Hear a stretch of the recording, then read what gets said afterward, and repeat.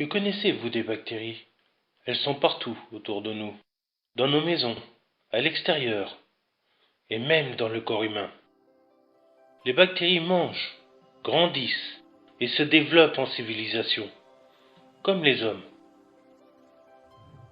Les hommes sont constitués de matière qui forme le corps humain, et d'un état spirituel, la pensée, l'esprit.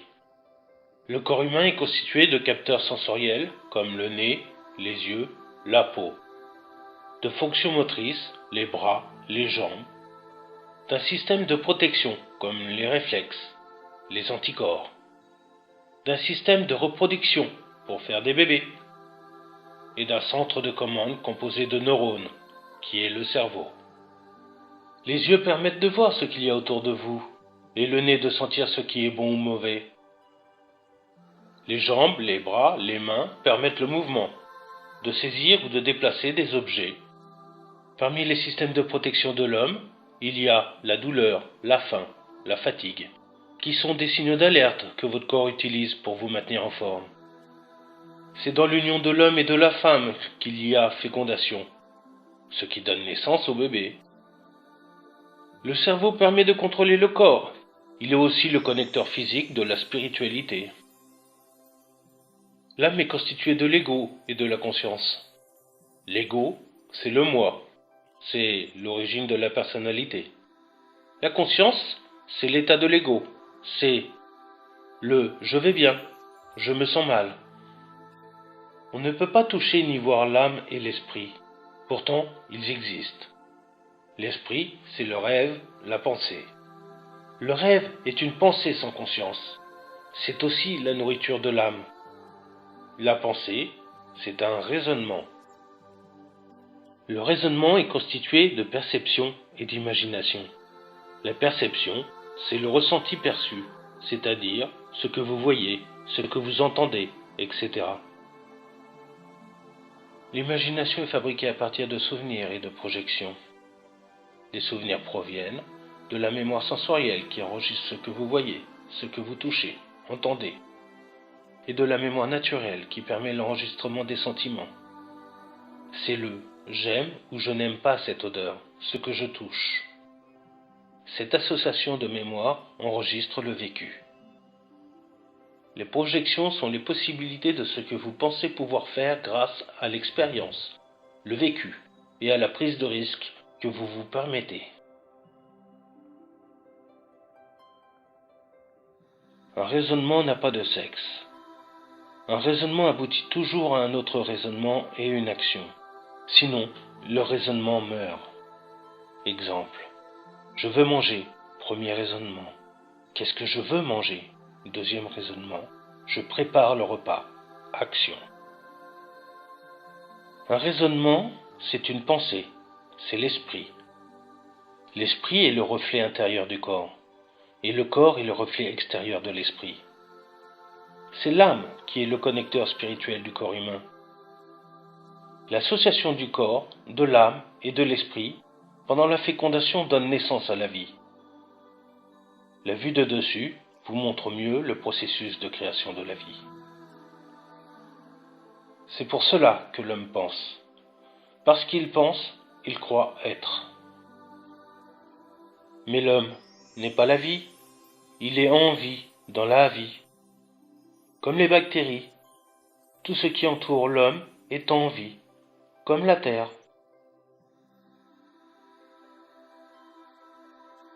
La terre aussi est dans la vie. Il y a des organismes dedans, sur elle, et elle bouge, comme l'homme, comme le système solaire. Le système solaire est vivant, il se divise comme une cellule. Mesdames, messieurs, astrophysiciens et biologistes, mutualisez vos recherches. La Terre, le système solaire et tout l'univers évoluent dans un espace-temps différent de l'homme. La valeur que donnent les hommes au temps n'est valable que pour les hommes. Les trous noirs sont des noyaux de cellules. L'univers est un amas de cellules qui forment un corps. Le corps de celui que l'on nomme Dieu.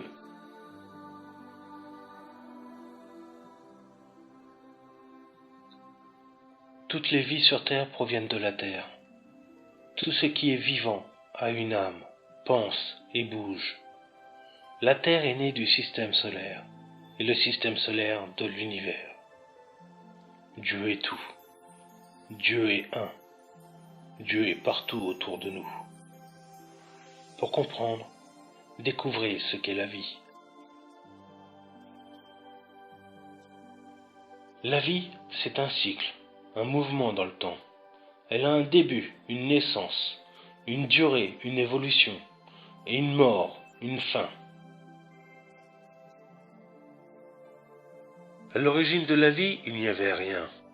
Rien, c'est rien. C'est ne pas exister. C'est être inexistant. L'inexistant a une âme, puisqu'il est rien. Et rien, c'est quand même quelque chose.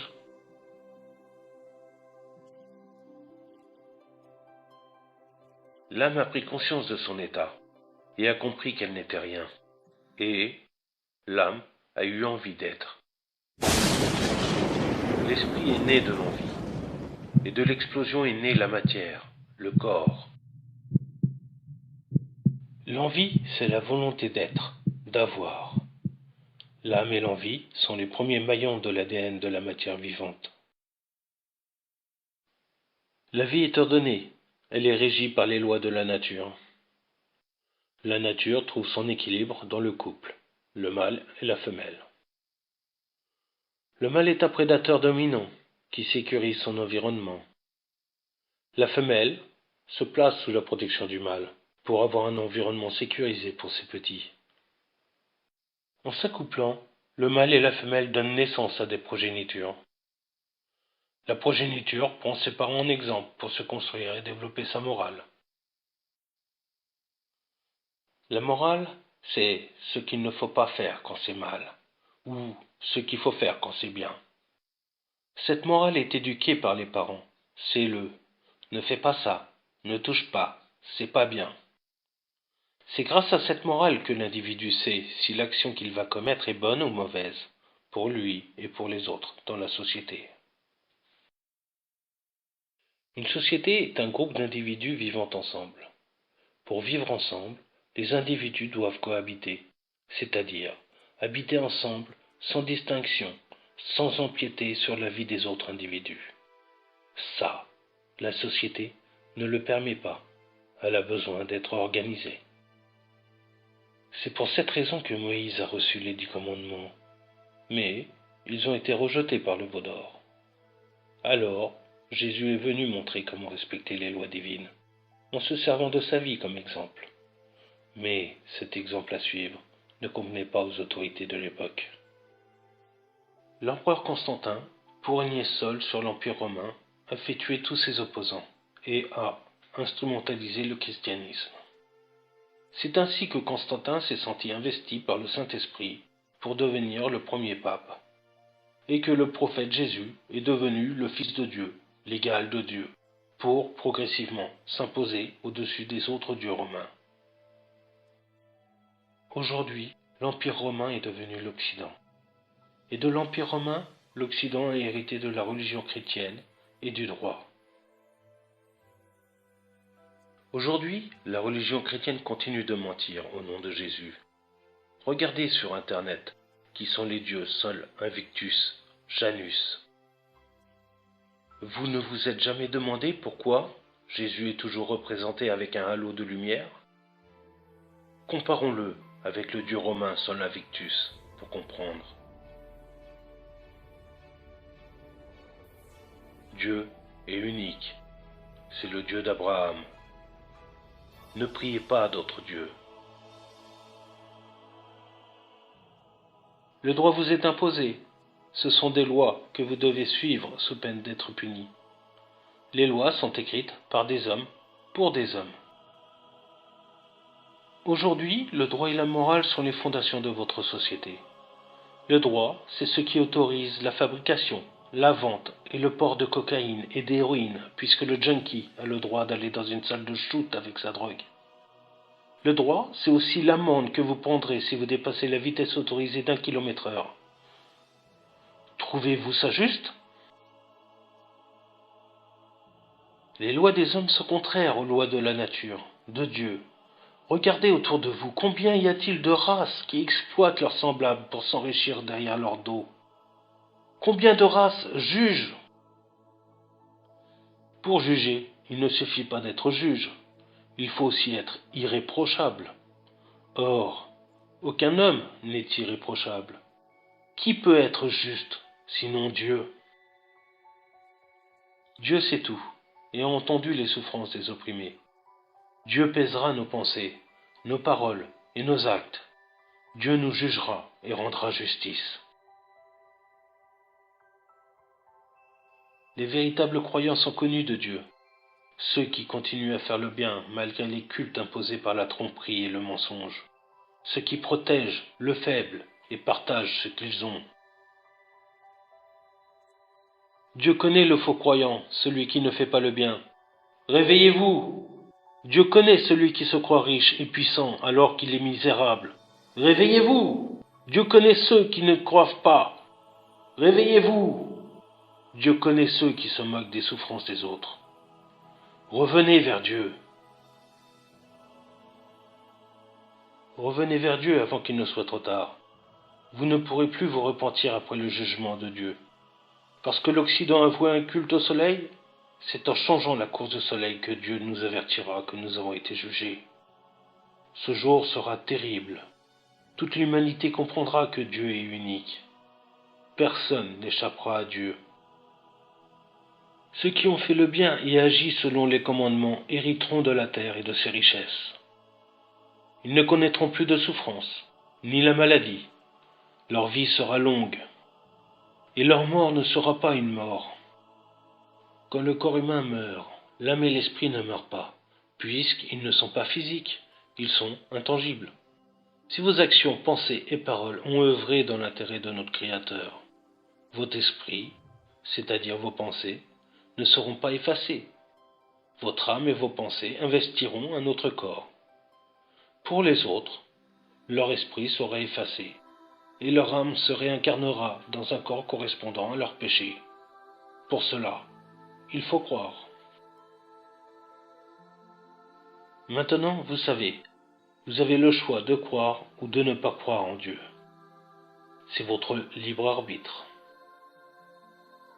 À la fin, sur terre, il ne restera que des croyants. Ils seront tous frères en Dieu. Ils formeront un corps. Ce corps, c'est Israël, c'est-à-dire avec Dieu. Puisque tous les croyants hériteront de la terre sera la terre d'Israël. La terre d'Israël n'aura pas de frontières, et chacun pourra bâtir sa maison selon son envie. Les croyants se recevront entre eux, dans leur maison, pour étudier la Torah, c'est-à-dire la nature, la vie, Dieu. Les portes resteront toujours ouvertes. Chaque maison sera un temple, une maison de Dieu. Pour des temps indéfinis, vous formerez une communauté et vous servirez d'exemple pour les générations futures. C'est par des règles que cela se fera. Vous devrez être à l'écoute de Dieu, obéir aux commandements de Dieu, craindre Dieu et suivre l'exemple du saint prophète. Dieu communique avec nous par les rêves. Faites l'expérience. Tous les soirs, après un repas léger, avant de vous coucher, posez à Dieu une question impersonnelle auquel vous n'avez pas de réponse. Quand vous rêverez de la réponse, vous saurez reconnaître dans quel type de rêve Dieu communique avec vous. La chance, le hasard n'existent pas. Ce sont des événements qui vous guident sur le chemin que vous devez suivre. Obéir aux commandements de Dieu, c'est respecter tous les commandements de Dieu, et ne respecter que les commandements de Dieu, c'est-à-dire ne pas respecter les commandements modifiés par les hommes. Craindre Dieu, c'est comprendre que Dieu peut tout. Il peut donner la vie, mais il peut aussi la prendre. Craindre Dieu, c'est être modéré, c'est la sagesse. Écoutez la chanson « Parce qu'on vient de loin » de Corneille. Vous comprendrez. Suivre l'exemple du saint prophète, c'est suivre la Sunna, c'est-à-dire les règles de vie du dernier messager, celui qui a apporté le livre véridique. Le livre véridique, c'est le Coran. Le Coran confirme la Torah, les évangiles qui n'ont pas été modifiés par les hommes. Alors les croyants vivront en harmonie, ils développeront leur conscience et obtiendront la connaissance.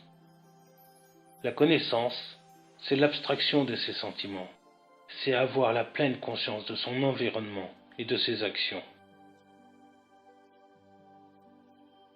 Votre environnement, c'est tout ce qui vous entoure. Chaque modification de votre environnement est un événement. Votre environnement et ses événements ont leur raison d'être. Que ce soit bien ou mal, que vous appréciez ou non, votre environnement et ses événements, ils font partie d'une suite logique. En complétant la suite logique, vous pouvez deviner les événements futurs et améliorer vos connaissances sur votre environnement.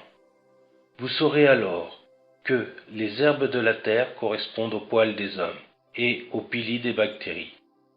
Vous saurez aussi que quand vous mettez en contact sous pression de l'air chaud, chargé en humidité obtenue lors de l'évaporation de l'eau, et de l'air humide très froid à la limite du gel, vous obtenez des éclairs.